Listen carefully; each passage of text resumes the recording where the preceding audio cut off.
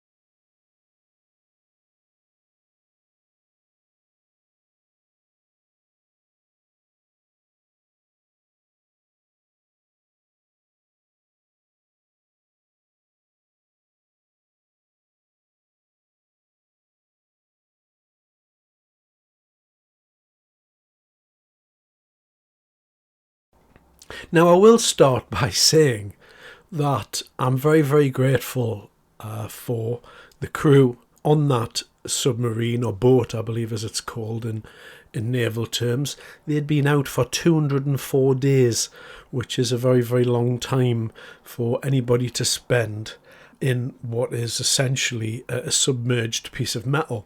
And, I would no doubt that does take its own psychological toll on the crews of these boats.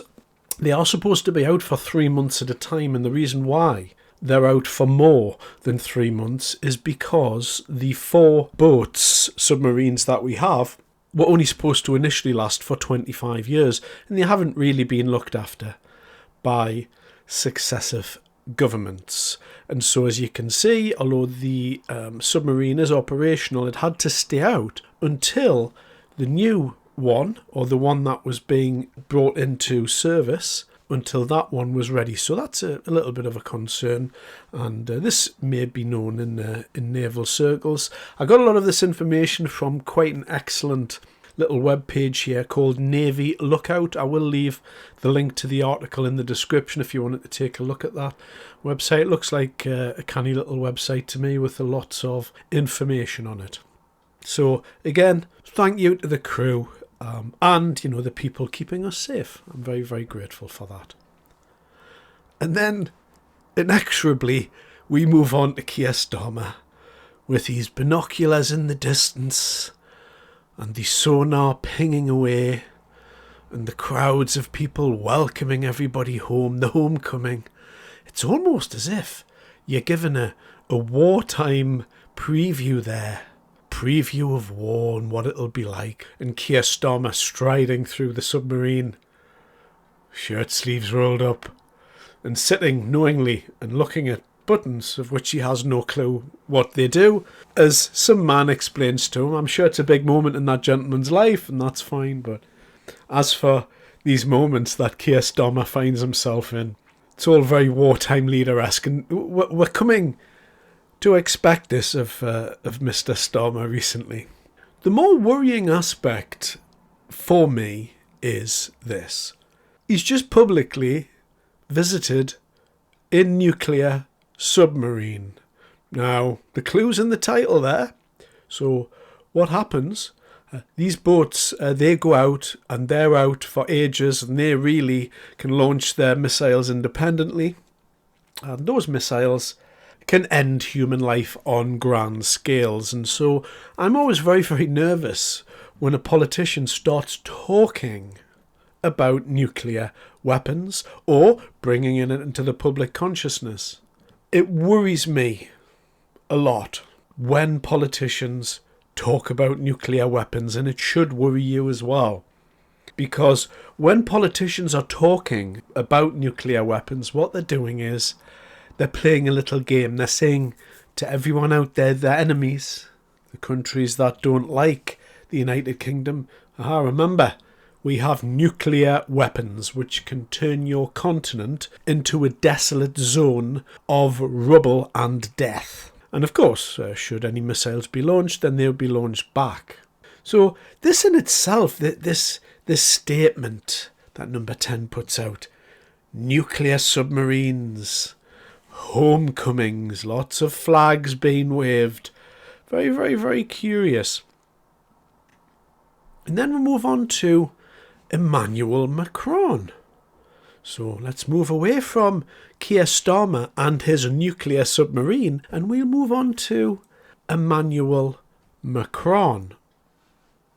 Faced with growing instability, the French government is reportedly planning to send a survival manual to every household in the coming months, outlining what to do in the event of an imminent threat. Modelled after Sweden's survival guide, the 20-page booklet includes emergency contacts, key radio channels, and details on how to defend your community, including signing up for reserve units. According to Europe One, the manual also suggests preparing a survival kit with at least 6 litres of water, tinned food and medical supplies. The move comes after President Emmanuel Macron warned France and Europe to be ready to face a potential Russian threat and the possible withdrawal of US support. So Emmanuel Macron announced, along with the French government, that they're reportedly planning to send a survival manual, I'll just repeat that, survival manual to every household in the country with instructions on how to prepare for an armed conflict, a health crisis or a natural disaster. So is it that the government is trying to prepare the French people for the imminent threat of an armed conflict in their own country and what to do about it? What would happen if there was, say, a nuclear war? Or what would happen if there was a health crisis or natural disaster? Natural disaster sounds like the nicest option amongst all of those things. But this booklet that's being sent out on how to protect yourself and those around you, what to do if the threat is imminent, with emergency numbers, radio channels, and a reminder that if there's a nuclear threat and there's a bomb being dropped on your head, that you might want to, and I quote, close the doors and windows and jump under your sofa, put it on your head with a mattress around you, and wait for the skin to melt off your body. And after that, everything will be all right, and you'll be really glad that the French government has seen fit to send you this survival manual. Now, I do say that rather flippantly. I did, for a little while, look into what would happen if there was one nuclear warhead went off and you were kind of, and again, I'm not an expert, I'm doing this from memory, like 25, 50 miles away. You can tape your windows up, and it's the fallout that gets you, apparently, if you don't, if you're not annihilated in the first instance, where, your body melts into nothingness. If you survive that somehow, then normally it's the fallout that gets you. So, it could be argued that You could take measures during such an attack in order to protect yourself and your family, but we're putting that aside. It's the messaging here. So, Exhibit A, Keir Starmer on nuclear submarine, and Exhibit B, the French government sending the French people a survival manual on how to prepare for an imminent threat. This morning I convened the largest, strongest group of countries yet behind a just and lasting peace in Ukraine. Now, a huge amount has happened since I brought leaders together at Lancaster House here in London. That was just 2 weeks ago. President Zelensky has shown once again, and beyond any doubt, that Ukraine is the party of peace. Volodymyr has committed to a 30-day unconditional ceasefire, but Putin is trying to delay, saying there must be a painstaking study before a ceasefire can take place. Well, the world needs action, not a study, not empty words and conditions. So my message is very clear. Sooner or later, Putin will have to come to the table. So this is the moment. Let the guns fall silent. Let the barbaric attacks on Ukraine once and for all stop, and agree to a ceasefire now. And let's be clear why this is so important. Russia's appetite for conflict and chaos undermines our security back here at home in the United Kingdom. It drives up the cost of living. It drives up energy costs. So this matters deeply to the United Kingdom. That is why now is the time to engage in discussion on a mechanism to manage and monitor a full ceasefire and agree to serious negotiations towards not just a pause, but a lasting peace, backed by strong security arrangements through our coalition of the willing. I love that statement, coalition of the willing. It kind of surmises so much about what I dislike about this whole series of events. And I now label that. So what I do is I use the politicians' taglines against them. So rather than let the term coalition of the willing annoy me, what I did was I've transposed that little narrative and I've taken the coalition of the willing. And what I've done is I've put all of the European leaders into a basket, okay? And I've labelled that stupidity. Okay, and then what I do is I've slapped on the coalition of the willing on top of that. So whenever I hear that, I find that they're starting to mock themselves rather than me get annoyed about it. Now, in the middle of that little speech, and he is very good at this, Starmer, he's getting better at speeches, you have to give him that. In the middle of that, he kind of slips it in, and then he moves on, and you're kind of listening, and you're getting annoyed with him in the middle, but in case you missed it, this is what it really said. And let's be clear why this is so important. Russia's appetite for conflict and chaos undermines our security back here at home in the United Kingdom. It drives up the cost of living. It drives up energy costs. So this matters deeply to the United Kingdom. So before the war in Ukraine started in 2021, the imports of oil from Russia into the UK were as follows. Russia made up 4% of the gas used in the UK in 2021, and 9% of the oil used in the UK, and 27% of the coal. Now, as we all know, this government doesn't like coal, so we'll have to cut them a bit of slack there because, they don't like using coal. They've got to use the coal, so we have to import it because obviously we've closed all of our coal mines down now. But regardless of that point, in 2021, before the war started, we were using 4% of Russian gas and 9% of Russian oil. So it's a kind of a rounding error, those charges. What Mr. Starmer is attempting to do here, he's attempting to blame the cost of living increases on Russia here. He's attempting to blame the fact that our standard of living is dropping like a stone due to the mismanagement of the economy which is down to this man here, and he's blaming it on a conflict that's happening on the other side of the continent.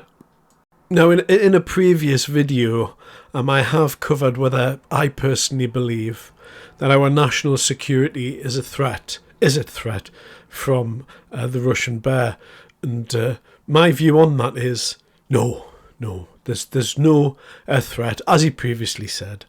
They're threatening our waters, our skies, our streets, and all of that.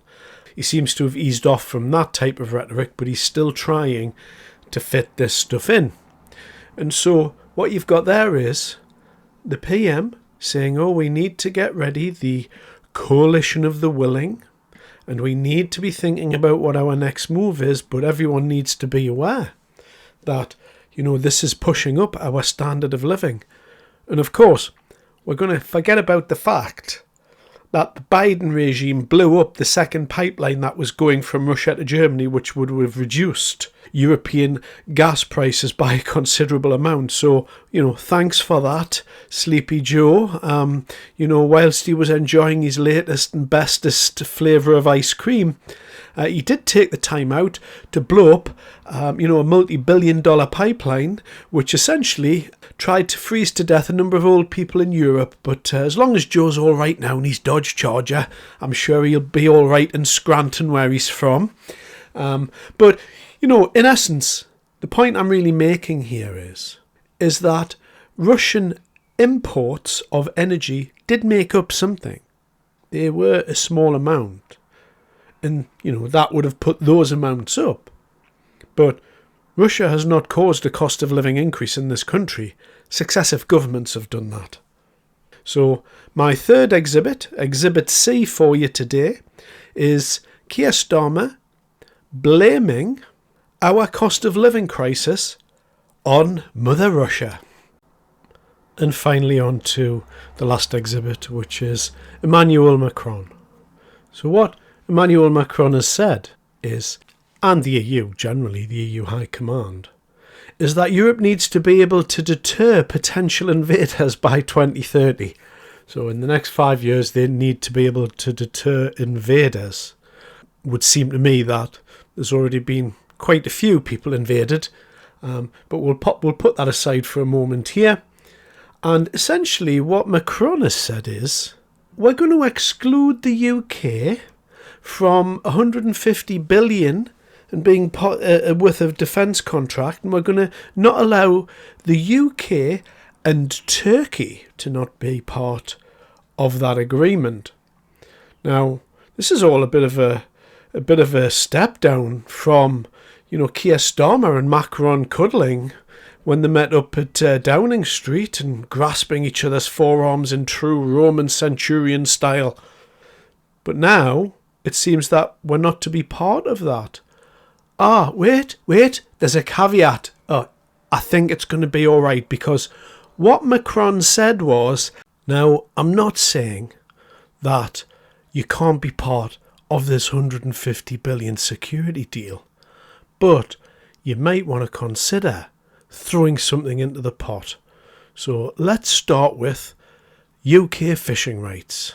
I think that's a good starter for 10. So how about we'll start talking about £150 billion security contract, but you start throwing things into the pot like fishing rights. And then maybe we can move on to other things like aligning products and services with the EU. It's going to make it easy after all. You get where all this is going. They're using the pretense of the war in Ukraine. They're promising troops. They're promising peacekeeping troops. Now, the funny thing about peacekeeping troops is this. The official way to look at a peacekeeping troop is, or a peacekeeping set of soldiers, you'll have to forgive me, I'm not from the military, but I did read about this, was that when both sides of a conflict meet up and agree to use a specific force, then that's viewed as a peacekeeping force, and that can be agreed by both people in the war, that this other person can come in and they can be the mediator, they can be the peacekeeping force. But Russia's not agreeing to the peacekeeping force. So what this is sending men to war. There's no peacekeeping force here. If you go to Ukraine and you send people there, it's not a peacekeeping force because Russia don't want us to be there. Right or wrong, Putin should not have invaded Ukraine. Yeah, without a doubt. It was wrong. My view on this is we need to stop the killing. But whatever it is, it's not a peacekeeping force. It's just part of the war. Okay, so what's the conclusion here? What can we draw from all of this? Keir Starmer is attempting, along with Emmanuel Macron, to use the pretext of the Ukraine war in order to use some type of special powers and the coalition of the willing in the threat to our waters, our skies, our streets, our national security, the national security of Europe, imminent invasions, nuclear warheads, nuclear attacks. They're going to use this, and what they're going to do is use both of these situations in their respective countries. Starmer is going to use it in order to more closely align the UK with France and with the European Union, and Macron is going to use it for whatever political ends he's going to use it for in France. And this is all a pantomime to me. They're all just playing political games, and I don't think it's fair to be scaring the pants off people, to be talking about nuclear war. I don't think it's fair for Macron to be sending the French people emergency booklets about imminent threats. I just think the whole thing is well out of order. And, I think they all need to get a grip. But more than that, I think really as a people, we need to understand that this is just all political machinations playing themselves out. And I hope we're not going to be going back into Europe through the back door here. But Keir Starmer is up to something. I just don't know what it is yet. Thanks very much for your time.